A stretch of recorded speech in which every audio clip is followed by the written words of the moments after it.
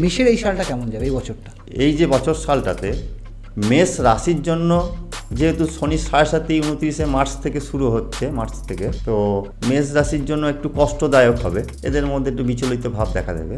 তবুও এদের এই যে বছর সালটা মোটের ওপর খারাপ কিছু না। যদি কারো দশাকাল বা জন্মকালীন চন্দ্র শনির অবস্থান শুভভাবে থাকে, তাহলে তার আর্থিক শ্রীবৃদ্ধি আসবে, কর্মে উন্নতি আসবে, হয়তো তার শরীর স্বাস্থ্য কখনো কখনো খারাপ যেতে পারে, মানসিক অস্থিরতা আসতে পারে, কিন্তু আফটার অল তার কর্মের তীব্রতা বাড়বে, সাবধানতা অবলম্বন করতে পারলে, সহ্য শক্তি বাড়াতে পারলে।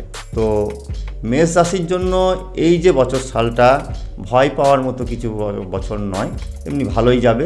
যারা চাকরির সুযোগ সন্ধানে আছে তারা যদি ভাবে বিদেশে যাওয়ার সুযোগ তারা পাবে, বা এক রাজ্য থেকে অন্য রাজ্যে যাওয়ার যদি কারো জবের ব্যাপারে যদি যাওয়ার কোনো ইচ্ছা থাকে সেটা যেতে পারবে। ছাত্রছাত্রীদের জন্য বছর কালটা বেশ ঠিকই যাবে, অসুবিধা কিছু নেই।